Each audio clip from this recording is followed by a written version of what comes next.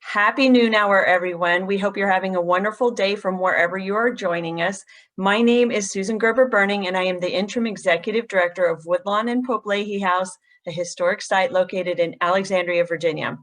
As a historic venue, telling the full, truthful history of the site is core to our mission, and so you will continue to see programs and activity related to untold or underrepresented histories.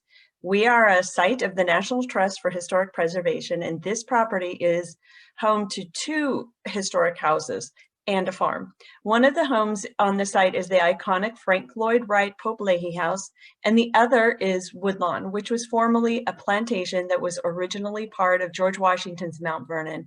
Its owner, Nellie Custis Lewis, was the step-granddaughter of George Washington. She and her husband Lawrence enslaved over 90 people between 1805 and 1839. Nellie was one of America's foremost needleworkers, and as a plantation site, she benefited from significant contributions of the enslaved people who historically were weavers, spinners, quilters, as well as labored on the site. And this allowed Nellie the luxury of working on her needlework craft. At the site this month, we are hosting our 58th annual Needlework show with hundreds of brilliant needlework pieces displayed throughout the house. You will all definitely want to come and see it. It changes you to see these beautiful pieces. Many of these pieces correspond to our theme of Hindsight 2020, needlework expressions of a historic year. The artists have used art to express their thoughts, feelings, and emotions of this unprecedented time. Our site is also home to the Arcadia Center for Sustainable Food and Agriculture, a farm dedicated to creating more equitable and sustainable local food system in the Washington, D.C. area. And it's also relevant to our site's history of freed Black cultivation communities and equitable farming. During this session, please keep your microphones muted and cameras off, but we'd like you to be aware that this session is also being recorded, and if your camera or microphone just happens to be on, your image and voice may be incidentally shown as part of this call and future materials. For best viewing, I do recommend that you change your screen to speaker view. You can do this by clicking view at the top right of your screen and selecting side-by-side speaker. We will facilitate a Q&A session at the end of the presentation, but feel free to add your questions to the chat at any time. So before I introduce Isabella Rosner, our presenter, let me ask one quick question.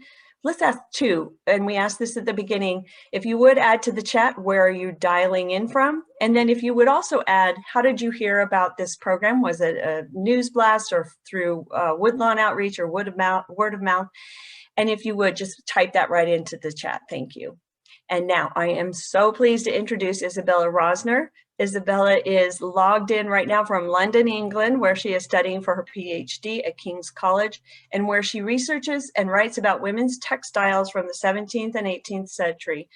She has worked at many museum sites, including the Metropolitan Museum of Art in Los Angeles, the County Museum of Art in Colonial Williamsburg, and the Fitzwilliam Museum. Isabella is also the host of the So What podcast about historic needlework and who stitched it. And we are excited to hear more about her research. Thank you so much for joining us, Isabella. The time is yours until about 50 minutes after the hour. Okay, I'm going to just check the time. Great. Thank you, Susan. And hi, everyone. Thank you all for being here today, and to everyone at the Woodlawn and Pope-Leighey House for having me. I am a scholar of historic needlework, so it's really very exciting to be talking to so many passionate needlework practitioners and fans. Today, I will be drawing connections between needlework of past and present, exploring how stitching is affected by and responds to times of great change, whether it be political, economic, or social. I'm going to try to make this screen. Yes. Oh, there we go. Hello. This is far from the first time needlework has captured historic events as they unfolded. Think of the Bayeux Tapestry, stitched nearly 1,000 years ago to depict the events leading up to the Norman conquest of England. As we stitch, we weave ourselves into a millennia-long lineage of needlework made to commemorate historic events and convey the emotions that come with living during historic times. The reasons why needlework has been used as a way to cope with tumult for centuries are many. There is a comfort in creating beautiful things during difficult times. But stitching does not have to be beautiful. It can be angry, frustrated, joyful, exhausted, surprising, content, or any other emotion you can think of, really. Whatever the maker feels or thinks or is responding to is right there in their needlework. Needlework is also a balm in trying times because it is slow, controlled, and comfortingly repetitive. One is forced to focus on the minute details, the tiny stitches, and the soothing in and out of the needle through fabric. The big, scary world is made minuscule and much easier to control, replaced by a French knot, satin stitch, or chain stitch. Stitching has the benefit of providing its practitioner isolation, sociability, or both. One is able to stitch in complete solitude or silence if one chooses. But at the same time, it is easy to stitch in groups, among friends, or in pandemic times, to share one's stitching on social media, using hashtags and posting in Facebook groups specifically for stitchers. Stitching is however the maker wants it to be, wild or controlled, small or large, solitary or communal. And what is scary, exciting, and even exhilarating is that often without realizing it, we are stitching ourselves into history. Our embroidered responses to this turbulent time will be studied for decades and centuries to come, just as people like me study the needlework of decades and centuries ago. I am a researcher and scholar living in London, where I study historic needlework through both my PhD and podcast called So What, which Susan kindly mentioned. Thank you. So What celebrates historic needlework and those who stitched it. While my PhD focuses on Quaker women's art before 1800, including 17th century needlework made in and around London, my podcast covers a wide range of needlework topics with an emphasis on embroidery, but also featuring knitting, quilting, sewing, weaving, etc., whatever you can think of. I've tried to write an episode about it. Through it, I have delved deep into stitching while incarcerated, which I will talk about later in this talk. And I am lucky enough to have interviewed many needlework scholars, makers, artists, and curators. The podcast has given me a unique understanding of how needlework can be used in times of political tension, economic stress, and social isolation and strife, and how it is being used under those exact circumstances in this day and age. There are many major events needlework has responded to over the past few years. I don't think I need to tell you that, but I'm going to anyway. And this past year and a half in particular. 2020 and 2021 have seen not only a global pandemic, but also environmental catastrophes, numerous major celebrity deaths, the continuation of the Me Too movement, stock market downturns, governmental and societal discrimination against trans people, Black Lives Matter protests, violence against and systemic racism toward BIPOC individuals, and extreme political unrest, antagonism, violence, and change. It's been an especially heavy few years amidst a larger string of dramatic, difficult ones. Luckily for us, though, stitching allows us to channel and express our emotions, to respond to what is happening to us individually and in the world at large. Needlework is being used to tell diverse, inclusive, evocative, and emotive stories. I could talk about examples of how needlework is currently being used and utilized to tell these important, diverse tales all day, so I'm just going to provide a few examples of needlework artists who are engaging with very important current issues, themes, and changes. Knitter and crocheter Lorna Hamilton Brown creates works that comment on police brutality and the Me Too movement. While she is not an embroiderer, I think it's important to include her in the discussion of fiber artists using textiles for social commentary. As Hamilton Brown creates art about police brutality and systemic racism against Black people, Bisa Butler uses textiles to celebrate Black history and life. She creates vibrant, large-scale quilted portraits of everyday people and famous historical figures, often in kente cloth and African wax printed fabrics. Needlework artists Daniel Fountain and L.J. Roberts are just two stitchers whose works explore themes of queerness. Fountain's works like faggoting use faggot stitches to unite scraps of found fabrics, utilizing a historic needlework technique to engage with the more modern pejorative term. Roberts' series, Carry You With Me, A Decade of Portraits, illustrates the visibility of queer and trans cultures and identities in New York City. Hannah Hill, known as Hanecdote on Instagram, is perhaps best known for her embroidered Arthur meme on the left on the screen. Her embroidery also engages with issues of feminism, sexuality, gender, mental health, and race. Alabama 13 is a disabled artist who often uses embroidery to platform the physical limitations she faces with her non-conforming body. And Bonnie Peterson's needlework combines art and science in order to explore the effects of climate change. This is clearly a very cursory and random list, but it gives you a good idea, I think, and hope, of the incredibly varied ways needlework is being used today and how so many stitchers are using the medium to engage with current issues. We live in a time of rich, dynamic, and diverse needleworking. In addition to studying historic and contemporary needlework, I myself stitch, just not nearly as well as any of the artists I just listed or any of you stitchers who are tuned into the talk right now. When the pandemic began, I started recreating a Quaker sampler based on a sampler made by one M. Courtier at Ackworth School in 1799.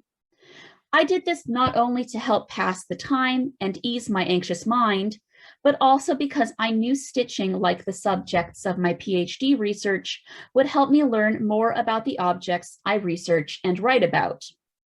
I found that stitching was much more than just a way to distract myself from the stress of being thousands of miles from home as the US faced a pandemic, police brutality and unrest, protests, political corruption, and an upcoming election.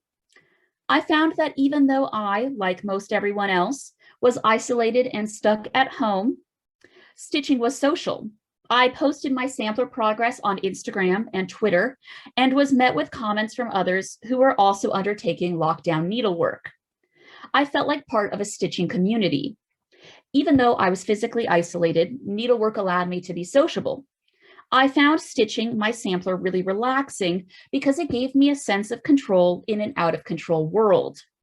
I could not stop the pandemic or participate in the protests back at home in the US, but I could thread my needle, count my stitches, and watch my stitched medallions grow. And along with that control came comfort, courtesy of repetitive movements, of constantly moving my needle in and out of my ground fabric. The repetition of the movement, as well as the sound and the feeling of my needle piercing linen, eased my mind. As the world swirled around me for a few hours a day, it was just me, my embroidery hoop, my linen, and my black thread. Talking with makers, artists, curators, and needlework fans and scholars, I forgot to mention that, on my podcast has not only shown me that I am not alone in what I feel when I stitch, but also that there are many other lessons, experiences, and feelings that arise when stitching that I absolutely experience but have not even thought about. A comment that still sticks in my mind came from my first interview for the podcast. I had the honor of interviewing Dr. Susan K. Williams, the chief executive of the Royal School of Needlework. When I asked her the question I ask every guest, what do you think the role of needlework is in today's world? She said that needlework is the perfect task for pandemic times because one has to keep one's hands very clean in order not to dirty their stitching. That really stuck with me, and it was in that moment I realized that not only would doing this podcast greatly expand my understanding of needleworking today, but also that we were stitching in a world different to anything we had known before. When I ask my podcast guests the question about needlework in today's world, they often discuss what I think when I stitch, that needlework is social in a time of isolation, and that it offers control and comfort in an unpredictable dumpster fire world. But they also bring up things I had not thought about, like the joys and frustrations of Facebook groups specifically dedicated to needlework, and needlework's central role in the cottagecore movement. Guests also often mention the pace of needlework, that the unhurried, deliberate stitching required of needlework forces them to slow down. Stitching allows us to catch our breath in an increasingly fast-paced world. One of my favorite periods of needlework, which I study often when not working on my PhD or podcast, is mid-17th century England.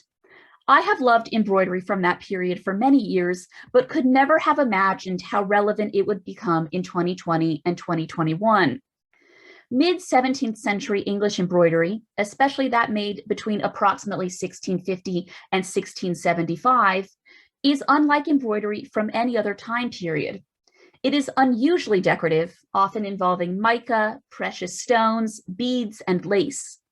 Much needlework from the period involves raised work, also known as stump work, and depictions of biblical narratives or members of the House of Stuart, the monarchs of Britain in the 17th century.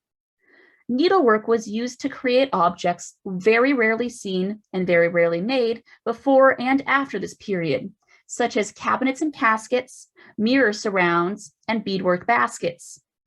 Intriguingly, most of this exceptional needlework was produced during a time of utter chaos, during a period which saw immense political violence and upheaval, sickness, and destruction.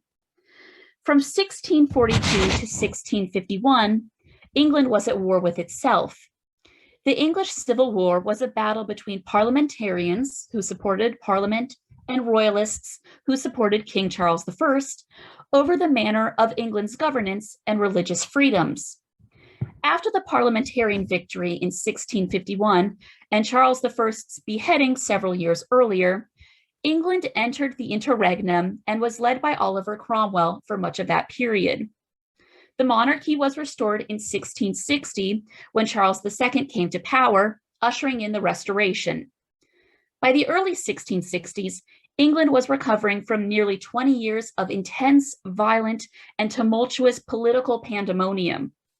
Just as London was recovering from a civil war and many chaotic changes in leadership, it fell victim to a devastating outbreak of the bubonic plague.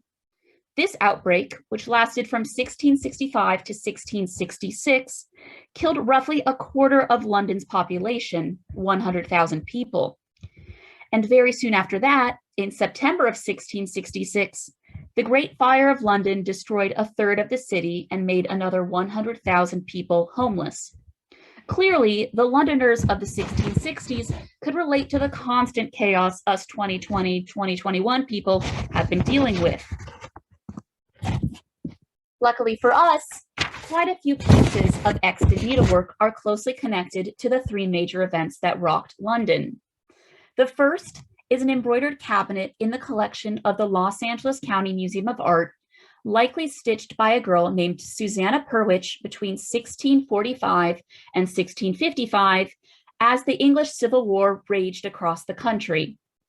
The cabinet features a coat of arms that belongs to the Purwich family, who ran one of the biggest and most renowned girls' schools in Hackney, which sits northeast of the center of London and which was the center of girls' education in the early modern period. Coincidentally, it's now where I'm talking to you from. I also live in Hackney. Anyway, I have done extensive research that proves Susanna, whose extremely skilled needlework and musical virtuosity were memorialized in a book published after her death, was likely the stitcher of this cabinet. Several girls' schools remained open during the Civil War and taught the daughters of royalists and parliamentarians alongside one another, serving as safe havens amidst violent disagreement and chaos. Susanna's cabinet illustrates that despite national discord and disarray, there was still a desire and a need to stitch beautiful, detailed objects. Just a 5-mile walk from the site of Charles I's execution, Susanna created queen and satin stitches and filled her cabinet with her most precious objects. The exterior of her box is covered in scenes from the biblical story of Ruth and Boaz, and the interior has female personifications of the senses. She used her stitchery to produce aspirational scenes far from her reality of political turmoil, instead crafting displays of familial bonding, happy, fruitful marriages, and the glory of the natural world.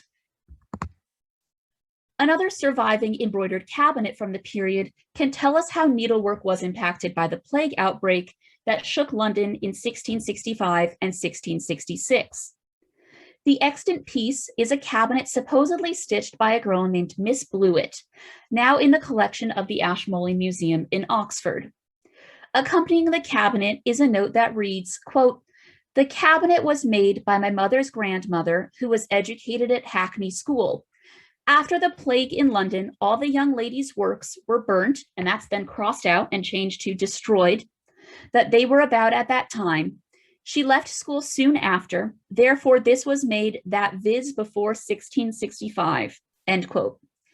The 18th century note lacks all punctuation, so it's a bit confusing, but essentially implies that schoolgirl needlework was destroyed during the plague in an attempt to stop the spread of sickness through textiles. This is not surprising, given that in times of plague, textiles were indeed burnt to try to stop the sickness spreading. It is jarring to think that it was not just household items and underclothes that were being destroyed, it was also fine decorative pieces of needlework, mirrors and embroidered pictures and boxes and samplers made by schoolgirls and women in the home. But at the same time, these same individuals were stitching sweet bags that held fragrances, some in the shape of frogs and bellows, following from earlier examples that were covered in flowers and fruits. Sweet bags acted as needleworked pomanders, held to the nose to provide a pleasant scent. This was thought to prevent the miasmatic spread of evil odors and sickness. In the face of early modern sickness, girls and women both bore and burned their needlework. Speaking of fire, unfortunately, there is at least one surviving piece of needlework from the 1666 Great Fire of London, the third event that rocked the capital city in the middle of the 17th century. The image up on the screen shows an unfinished embroidered panel in the collection of the Museum of London, supposedly saved from a house in Cheapside during the fire. The female personification of Faith is in the panel's central cartouche, which is in the style of 17th century London embroidery and panel drawer John Nellam. Surrounding Faith are large floral slips in four corners, as well as two birds above her and a stag and unicorn, two of the royal animals that often appear in 17th century needlework, below. Its survival says much about its maker's view of needlework. She saved this piece and surely lost so much else. In a moment of utter chaos, she chose to save her stitching. Maybe it was because it was expensive to purchase those silk threads and that professionally wrought underdrawing, or maybe she was proud of her work and did not want it to be lost, or perhaps she rescued it simply because it was easily transportable. The survival of this object allows us to imagine who the maker of this needlework was and all that her stitching meant to her. But how do these pieces made during war, sickness, and fire mirror stitching being produced now? All three examples demonstrate that stitching amidst chaos has always been a calming, orderly way through which to channel one's feelings. Miss Blewett's box, which survives despite so many pieces of needlework being burnt during the plague, brings up questions I think cross through the minds of needleworkers today, or at least questions I have asked as I have stitched in this past year. When you stitch as solace in a tumultuous world and the emotions, the anger, confusion, frustration, and concern become embedded in the stitches, do you keep stitching? Or do you pack it all in, unstitch it, or leave it unfinished because it becomes too frustrating and tied up in the emotional implications of world events? Maybe pieces left unfinished during this time will come to represent the emotional timbre of the times, becoming symbols of the importance of the times in which they were made, but left incomplete because the times in which they were stitched were too difficult or too full of other parts of life, whether it be rebuilding a home in the case of the Great Fire of London, or navigating sickness, political shifts, climate change, and social strife today. Even though our lives and surroundings are different to those who lived 350 years ago, our relation to needlework is quite similar. 17th century needlework is also relevant to today because it was often used to relay political views. At a time of great civil unrest, both during the Civil War and the Restoration that came after it, Schoolgirls stitched their families or their own political views, asserting their royalist or parliamentarian leanings in stitch. Two examples of stitching politics are a sampler made by Anne Law, now in the Fitzwilliam Museum, and an anonymous embroidered picture in the collection of Colonial Williamsburg. Anne Law's sampler was either made in 1655 or 1665. It's impossible to tell because the third digit has disintegrated. While the date is indecipherable, the political message of the sampler is a bit clearer. At the top of the sampler is a well-dressed couple flanking a blossoming tree. The man is doffing his hat, revealing his long hair. This indicates that the couple are royalists, as they mirror the court fashions of the time. This royalist allegiance is likely further evidenced by a band in the middle of the sampler, which features woodpeckers. These woodpeckers may be symbols of regicide. Two woodpeckers peck at a flowering tree above a set of caterpillars or worms. This imagery precisely mirrors Andrew Marvell's poem Upon Appleton House, written in 1651, but not published until after his death in 1678. In it, traitorous woodpeckers, which he calls hewels, peck down a tree, meant to represent the king, and they're aided by worms, who themselves are then eaten by the woodpeckers. The relevant verses read, quote, "But most the hewel's wonders are, who here has the holtfester's care. He walks still upright from the root, measuring the timber with his foot, and all the way to keep it clean, doth from the bark the wood moths glean. He with his beak examines well, which fit to stand and which to fell," end quote. And nor would it, had the tree not fed a traitorous worm within it bred, as first our flesh corrupt within tempts impotent and bashful sin. And yet that worm triumphs not long, but serves to feed the hewel's young, while the oak seems to fall content, viewing the treason's punishment, end quote. This is the only known example of woodpeckers being used as a symbol for the killing of royalty during the 17th century and any time before that, so it is likely that royalist families knew about Marvell's poem and its symbolism before it was formally published in 1681. There are other similar samplers that have this exact band, which suggests that this poem was circulated to a school teacher or amongst royalist families. No matter how these schoolgirls got a hold of their poem, it is clear that the inclusion of this band demonstrates that these sampler makers were aware of and involved in the politics of the day. Anne Law stitched her family's royalist allegiances in her work, learning both how to embroider and how to be politically engaged. The second relevant bit of political stitching is this undated and unsigned embroidered picture, which shows the marriage of King Charles I and Henrietta Maria. This is indicated not only by Charles's typical facial hair, but also by the inclusion of an oak tree rife with acorns and the accompaniment of the royal animals, a unicorn, lion, spotted leopard, and stag. Interestingly, the piece was stitched sometime after the king's execution in 1649, which we can say with confidence because this style of exaggerated raised work embroidery was not popular until the third quarter of the 17th century. Interestingly, Oliver Cromwell's head is likely what we see in the window of the building on the right of the screen. I hope you can see. I can't point it out. Maybe I can. I hope you can see it with my little cursor, that little head over there. It may be that this, okay, yes, I just said that, I'm sorry. It may be that this is a depiction of Cromwell's head on a spike above Westminster Hall, where it actually stood for many years after his body was exhumed during the restoration of Charles II. This inclusion of both Charles I's wedding in 1625 and Oliver Cromwell's posthumous beheading in 1661 is confusing, but suggests the maker was a royalist who was celebrating the restoration of the monarchy by depicting Charles I and the fall of the Commonwealth with the appearance of Cromwell's head. The stitcher demonstrated her royalist leanings by recalling the glory of a king who she viewed as being killed unjustly and the triumph of his bloodline returning to power. These very political pieces of 17th century needlework are mirrored in the political needlework being produced in the 21st century. Although perhaps modern examples are a bit less secretive and subtle in their imagery, the ability of stitch to convey opinions about political leaders and regimes remains. Some examples that come to mind are the pussy hats worn by women at women's marches across the US and the Tiny Pricks Project, which is a needleworked record of Donald Trump's presidency and the movement against it.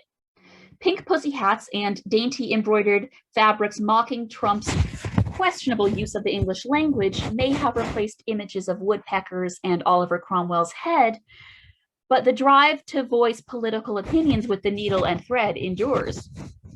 There are, of course, political parallels between centuries-old stitching and today's needlework beyond just 17th century examples. People have been stitching during times of upheaval and change while in incarceration or under unfavorable circumstances for many centuries. Examples span from Mary Queen of Scots stitching in Hardwick Hall to the production of the AIDS Memorial Quilt and far beyond. Stitching in times of chaos or under dire circumstances provides a means through which to express emotions in the present and a way to see, hear, and learn from this needlework decades and centuries later. Let's go through a few examples of people who use stitch to scream about their circumstances, to tell the world about their distress. Because while needlework is oftentimes aesthetically beautiful, it is also often emotionally powerful and imbued with frustration, desperation, and anger. Let's start with historic examples of stitching while imprisoned. Perhaps one of the most famous examples of needleworking while incarcerated is the stitchery of Mary Queen of Scots, who wrought embroidered panels during her long imprisonment by her cousin, Queen Elizabeth I. Mary was in the custody of George Talbot, 6th Earl of Shrewsbury, for the last 18 and a half years of her life. Mary was not kept in a cell and had access to a large domestic staff and furnished chambers, but was not allowed outdoors unsupervised and had all of her correspondence read. During her imprisonment, she and Bess of Hardwick, George Talbot's wife, stitched emblematic panels and symbols that often featured symbols of resistance and Mary's feelings about her confinement. On one panel, Mary stitched an orange cat wearing a crown, toying with a gray mouse, a scene meant to represent the unequal and fraught relationship between herself and the ginger-haired Queen Elizabeth. Another panel shows a grapevine and a hand holding a pruning knife. In this panel, Mary refers to her claim to the throne, suggesting that Elizabeth's fruitless, childless branch of the Tudor tree needs to be cut away. This is further emphasized by the inclusion of the Latin motto, Virescit vulneri virtus, which means virtue flourishes by wounding. Several centuries after Mary Queen of Scots wrought her panels, several imprisoned 19th century women voiced their anger and sadness at their incarceration through stitch. A German woman named Agnes Richter stitched her woes upon a jacket she wore while held in a Heidelberg psychiatric hospital in the 1890s. She covered her jacket in overlapping, obscured, and hard-to-read Deutsch schrift, a script which has largely fallen out of use. In red, yellow, blue, orange, and white thread, she embroidered things like, "I am not big, I wish to read," and "I plunge headlong into disaster." Her clothing became the canvas onto which she stitched her woes and cried out for help. Across the English Channel, at the same time as Agnes, an Englishwoman named Lorena Bulwer stitched lengthy and evocative needlework tomes while housed against her will in a workhouse. Her needleworked messages, stitched onto a patchwork of fabric, are letters of protest and outrage, entirely in uppercase letters and lacking any punctuation. Her stitched tirades include things that were definitely untrue, such as being related to the royal family, and things that were absolutely true, such as her sexual assault at the hands of a doctor. She channeled her immense anger at being forced to live at the workhouse and being classed as a lunatic into her needlework, stitching statements like, "I have wasted," and this is in all caps, which is why I'm raising my voice, "I have wasted 10 years in this damnation, hell, tramp, den of old women, old bags." Like Agnes Richter, Lorena Bulwer clearly used stitching to channel her anger and distress during a time of personal chaos and confinement. A decade before Agnes and Lorena were incarcerated, a London woman named Annie Parker was imprisoned more than 300 times for drunkenness. While incarcerated, she made needlework samplers using her own hair as thread. Her stitched text is much more sad and less angry than Lorena's examples, more despairing and despondent. With her hair, she stitched verses such as, "Though dark my path and sad my lot, let me be still and murmur not," and "That though in lonely grief I sigh, for friends beloved no longer nigh, submissive still would I reply." Stitching while confined brought out not only feelings of outrage, but also of sorrow. These 19th century women made evocative, poignant pieces of needlework in dire circumstances, and the survival of their work allows us to see, hear, and learn from their stories and experiences almost 150 years later. Though Agnes, Lorena, and Annie were victims of circumstances and injustice, we can pay tribute to them and their struggles through their stitch. In the 21st century, stitching while incarcerated and in confinement is still happening, but I would like to think there is a bit more hope and optimism involved, or at least less pure despair. Now, thanks to a charity called Find Cell Work, many people held in British prisons are being taught to stitch as a form of rehabilitation. Prisoners are trained in paid, skilled needlework in the hope that this will provide them with work skills, capital, and the self-belief to not reoffend. The centuries-long popularity of stitching while incarcerated has been utilized to help those who are imprisoned. For those in various forms of institutional imprisonment, stitching has transformed from a cry for help to a means of hope. What remains, though, is the use of needlework to channel emotions and to turn those feelings into something that can be aesthetically beautiful, joyful, evocative, challenging, surprising, or intriguing. Needlework allows everyone to use needles like pens and thread like paper, creating stitched diaries and markers of our lives, how we feel, and how we see the world around us. So, as I come to the end, how do I conclude this winding exploration of historic and contemporary stitching created across centuries in times of chaos and unexpected circumstances? I suppose I should start off by saying that clearly we are far from alone in seeking out stitching in tumultuous times. Rather, we are part of a lineage of needleworkers who stitched when the going got tough in their own lives or in the world at large. We follow in the footsteps of Mary Queen of Scots, Susanna Purwich, and Annie Parker. But fortunately, we are adding much needed diversity of age, sexual orientation and presentation, race, class, ethnicity, geographic location, political views, and religions to this needlework lineage. Just like people decades and centuries before us, we put our needles and threads to fabric and stitch in the face of turmoil and upheaval. Even though we find ourselves affected by circumstances out of our control, we can and we are creating needlework that is meaningful, compelling, truthful, empowering and empowered, and moving. The act of pulling a needle in and out of a piece of fabric is unifying. Some of us who make needlework are privileged, not encumbered by violence or prejudice against oppressed groups and identities, while others of us are directly affected by these systemic issues.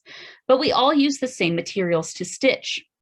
While the world does much to tear us apart, this creative medium binds us together. But it does not erase the inequalities some stitchers face. I hope we can all work to create an inclusive and welcoming needlework community. May stitch be used not only to channel our emotions and narrate our stories, but also to empower and provide space for those who have been missing from the stitched narrative for far too long. Needlework has always been a way to express emotions and to empower voices, albeit voices from a very specific group. Most of the historic needlework made in the US and the UK, the countries that I have mentioned today, were made by white girls and women who were at least somewhat well off financially. Every single historic example of stitching I discussed in this lecture was indeed made by a white girl, which is unsurprising given the lack of diversity in extant historic needlework. While centuries-old needlework was diverse in the emotions relayed through stitching, it was not entirely diverse in who exactly was stitching. Let us hope that decades and centuries from now, when scholars talk about 21st century needlework, they can talk about the diversity of this period's needlework and those who stitched it. This diversity provides new perspectives, voices, and viewpoints which we can all learn from. Let us also hope that they can see what living in the early 2020s was like, and that stitching was a way to process those experiences. They will be able to witness our reactions to this chaotic time through the survival of embroidered masks and embroidery hoops that feature stitched phrases like Black Lives Matter and I'm a very stable genius. Even if pieces of needlework do not have an obvious text or symbolism related to the pandemic, racial justice, economic pressure, climate change, or political polarization, if they are dated 2020 or 2021, future needlework aficionados and researchers will have the historic context with which they can understand those works. These years we are living in will be in the history books, which means the needlework made during this time will be part of the material culture of the early 2020s, studied for years to come. Perhaps at Woodlawn and Pope-Leighey House's 158th annual needlework show, someone will give a lecture about parallels between stitching in historic times and the present, using needlework from 2020 and 2021 as historic examples. Even though during this pandemic, most of us have been confined, with the exception of the world's wonderful frontline workers, our needlework is perhaps more united than ever before. Though we have spent much of this period apart, we have connected via social media, sharing our works in progress and completed pieces all over Facebook, Twitter, Instagram, Reddit, and even TikTok. Lifelong stitchers and those who just started during various lockdowns are coming together to embrace the peace, control, creativity, slowness, and emotional capabilities of needlework. And as we create needlework in this tumultuous time, we are stitching ourselves not only to the past and the present, but also to each other. Thank you. That's all I got. Isabella, that was such a riveting presentation, and the photos of those incredible artifacts will stay with us for a long time. Thank you so much. There were so many compelling pieces, but the one from Annie Parker that was stitched with all her own hair was so evocative. So I think that one got me. I thought that was a great presentation, and everyone in the chat is feeling the same way as well. I suspect that, like me, others would like to hear more from you. So we'd like to bring you back perhaps in the fall. So everyone who's on the call, watch for more from Isabella. From pandemics to political upheaval to police brutality, oppressive incarceration, you raise some really uncanny parallels to today's world and the relationship of chaos to needlework. Now, let's get to the questions. I encourage everyone to go ahead and add your questions into the chat. And if we have time, maybe in about 8 minutes or so, we'll open up to the mics and the cameras if you all would like. But for now, let's start with a few questions. Do you have any unanswered research questions that you are eager to pursue next in your PhD program or your career? So what's next in this work for you? Oh, there are so many avenues. And actually, one of the reasons that I have found doing my podcast so helpful is because it actually forces me to sit down and spend a few hours researching and then writing a kind of bite-sized colloquial piece about some of the things that I think about. So a lot of the episodes that I just released my 42nd episode today. Many of them are with interviews with people, but for those that aren't, where it's just me talking, a lot of that stuff is based on the research questions that I've had through time and am working on now. The questions are so numerous. And I mean, when it comes to the stuff that is just in this presentation, I think there is ample room for research. I think there needs to be a book or a PhD on stitching while incarcerated over time. There needs to be more research on hair work and what it means that Annie Parker used her, a part of her body, and that Agnes Richter used her foundational garments to to stitch upon and to voice these feelings. 17th century needlework is the best, and there's a lot to be researched within that. I think that there's been a lot of there's been a lot of research on the politics of needlework during that time through depictions of biblical stories and what that means for the girls who stitched these stories of Rebecca at the Well, Susanna and the Elders, and what they were suggesting and implying through telling those stories. But I think that there is more work to be done on other symbols of possible political subversion. And the example that I used of Anne Law and those woodpeckers came up because I did an internship at the Fitzwilliam Museum in Cambridge, and Carol Humphrey, the honorary keeper of textiles, had a hunch that one of the samplers, the one that I showed, that its symbolism meant something, that its inclusion of woodpeckers meant something more. So I think that overall, this is a rambling answer, but every time you look at a piece closely, so many questions come up that I think the amount of research and kind of exploration that can be done with these objects is honestly infinite. It can just keep going. So yeah, if anybody has any interest in like looking further into any of these objects or related ones, do it, because chances are that not much has been written about any of them before. Great. You can kind of see how this would stimulate question after question. So it sounds like you've been organizing it so well. How has being in multiple countries, at the least, US and London or England, how's that helped your research? I feel very lucky to be able to be an American who lives in England because I primarily study British materials, and this gives me better access to collections, typically beyond big museums like the Victoria and Albert, but things in private collections, private homes, National Trust, historic sites, that sort of thing. So I've been very lucky to have access to museum objects both in the US and the UK.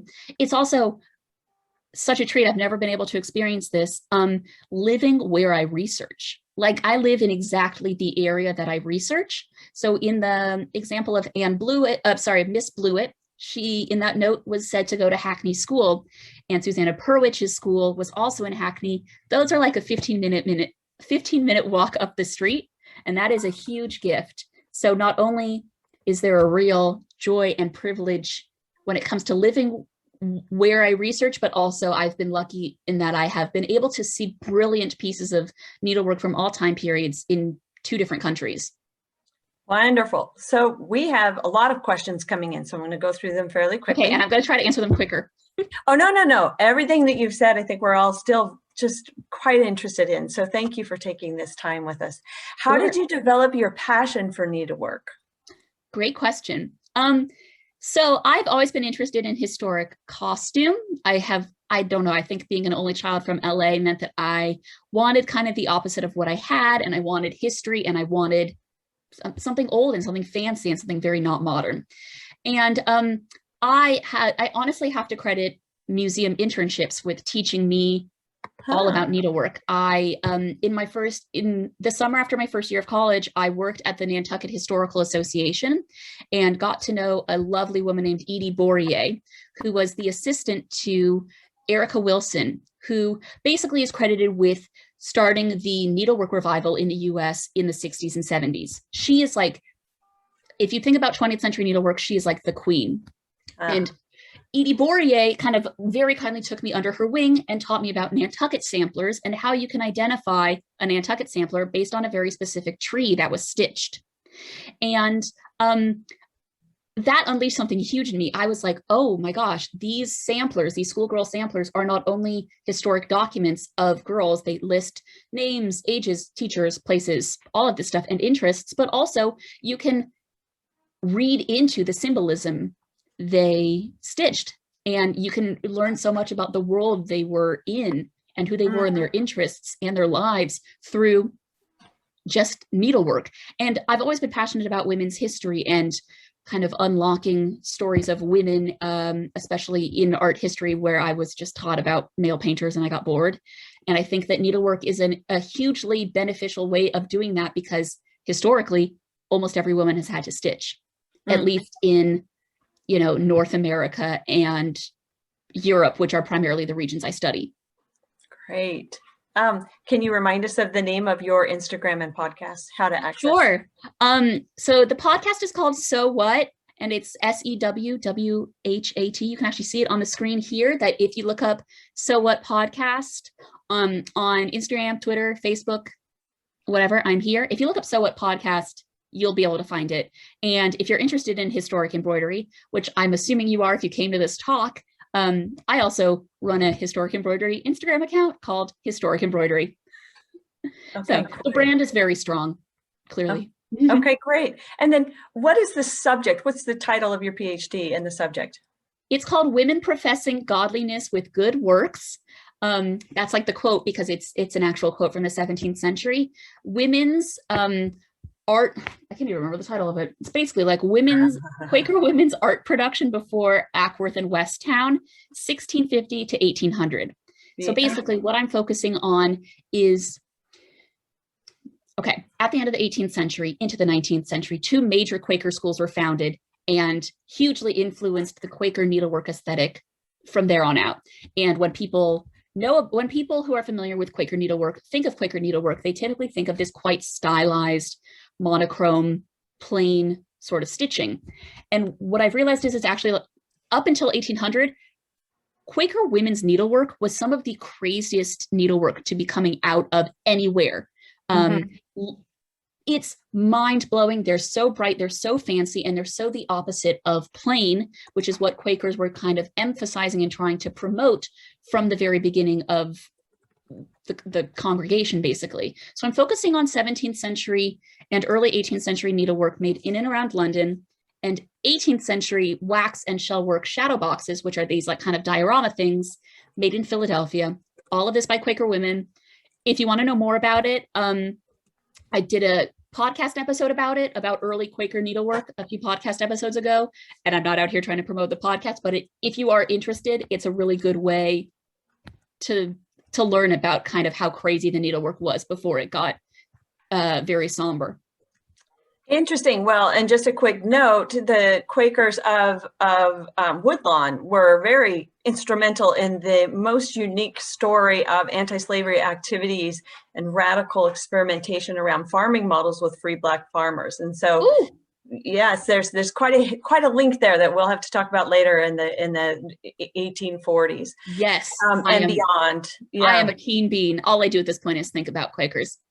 Oh, I'm good. not a Quaker, but I do spend all my time thinking about them. Well, we've got quite a history, and we invite all of you to participate with us, especially in this year, as we're going to be focusing a lot on the Black history of the site and the history of the enslaved that has been underrepresented. So back to you, Isabella. So many people are saying they love your presentation. One person, Emily, says, I'm also a PhD researcher looking at textiles, and your work has many parallels with my own. So she's looking at connecting with you. So I would encourage the both of you to exchange your contact information. Emily, I just private messaged you my email address. Good. Another question. It's also on the screen. Any links to workers and union banners? I'm not sure this question. So how to access the podcast. So we covered that. So any links to workers and union banners? Yes. So there is a big link there. And the part that I thought about most when it comes to union banners typically is women's suffrage banners, which is related but not identical. And I think about those especially because there are quite a few surviving examples of embroidered prison pieces by suffragettes who were imprisoned, and then stitched their names onto these banners. So that creates a really interesting parallel between you're stitching these celebratory banners being like, this is us, please give us the vote. And then they're stitching again to commemorate the brutal imprisonment that they are facing. There's a very fascinating parallel there, as it's also interesting that they are using a typically feminine, that's a kind of cursed term, but historically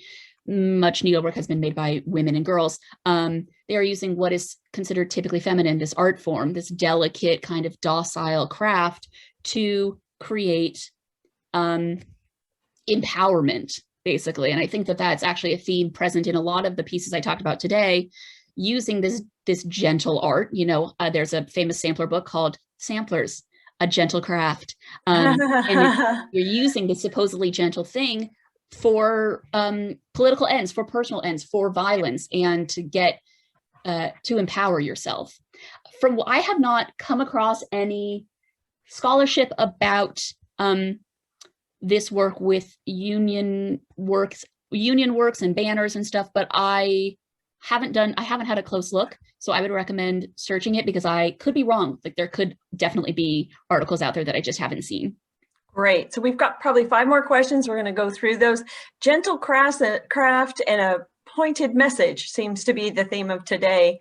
It was interesting, this person says, how insightful. And let me just say so many comments about what a great presentation. It was interesting how I did not come across the word domestic craft in your presentation, since there has been a close association between the needlework and domesticity. Is there a particular reason? Not particularly. That's actually a really interesting point. I didn't say that. I think perhaps I didn't say that because a lot of these pieces were not made in a typical domestic sphere kind of setting. They weren't made in the home, with the exception of possibly the mirror, that kind of raised work 17th century mirror, and that raised work piece next to it. Most of the pieces were either made in a classroom setting by school children, or were made in a prison setting. So I think about the connection between needlework and domesticity a lot, and the difference between and what it means to be stitching in a domestic space versus other spaces. So there's not a particular reason why I didn't bring it up today, although that is you raise a really interesting point that I didn't use that word once. But I think it's simply because a lot of these pieces were not made in my pretty strict definition of what a home is. So here's another great, thank you. For another question is about some of these pieces were really quite political. Were they for secret or for display? Great question. With 17th century stuff, I'm assuming that's perhaps what the question is about. Samplers at that time were actually used as like a literal stitching guide. So you stitched in order to remind yourself of stitching when you had to stitch for the rest of your life. They would usually be folded up and not on display. So they wouldn't, in the 18th and 19th century, samplers were displayed. They were framed and put on the wall. In the 17th century, they were not. They were basically used as a personal reference guide. So that there wasn't a display goal, I don't believe, in that Anne Lull piece, unless there were other motives there that I can't speak to because she's been gone for 350 years. With the other piece, that kind of raised work, Charles I beheaded Oliver Cromwell moment, it's hard to say when it comes to needlework pictures, because it's kind of, those exist in a kind of strange liminal space where they are for display, but part of the importance of them is the making of them. So I can't say with certainty where they would be displayed in the home, but that would be more on display than that sampler. But part of the importance of that piece is not necessarily the political aims being displayed in it, but the political aims that are like being worked, that the political feelings and allegiances that are part of its creation, not necessarily its presentation, if that makes sense. Yeah, it's a messy area, basically. Great. Well, we're at time, and there is one other question I think we can slide in here, but in the meantime, I really encourage everyone to stay looking vigilantly at the Woodlawn website and get on our mailing list. If you're not already, go ahead and put your information in the chat, and we'll let you know. We really have a wonderful slate of programs all through the next 6 months that we've already laid out, and I think that all of you will be great additions to the discussion. So the last question, and then we'll jump off, but I will say this, Trinity, let's leave this up for about 3 or 4 minutes after this conversation, so that if there are any additional comments that you all want to put into the chat, then Isabella will have that. And then as well, there are several that have given great resources and references that Isabella might consider. So looks like a great collaboration has been started. Last question, have you done any research on textiles such as Chilean or Hmong story cloths? Yes. So I saw this question, and I think that there are various questions about different pieces from different parts of the world. I have not. I am familiar with all of those examples, but haven't done much because I, unfortunately and honestly, just don't know that much about historic needlework techniques and contexts outside of my very specific kind of North America and European lens, I suppose. And the most familiar, like the most intimate I have gotten with this needlework of regions like Central and South America are, I have written a lot and spoken about Mexican samplers and Guatemalan samplers, and what it means that these pieces are basically eclectic and fascinating mixes of hundreds of years of textile, of needlework trade, of symbols, of stitches, of styles, and how colonial holdings became these places for the meeting, the meeting point of textile trade. And there have been other questions about the Changi quilts. The Changi quilts will be discussed next week in my next podcast episode, which is with a lovely quilter named Naomi Clark, who mentions them. But overall, I've seen a lot of questions in this chat about needlework from other regions. Embarrassingly and woefully, I am not familiar hugely with regions that aren't with needlework from regions outside of the Americas and Europe. That's something I'm working to improve upon. And if anybody has any suggestions for foundational texts on pieces of needlework from outside of those places, please feel free to email me. I would love to hear them. And I'm always looking to learn. I clearly know a lot about just a few areas, but I need to expand my knowledge desperately. So thank you all for bringing that up. And I'm gonna get on it. I know a bit, but I'm very keen to learn more. Isabella, we all thank you so from the bottom of our hearts, and I know by Friday we'll see you stateside. And in the meantime, for the rest of us on this call, you can follow Isabella and connect with her directly, but also watch for her this fall when we have her back. Thank you all for joining, and we'll keep the chat up for just a little bit.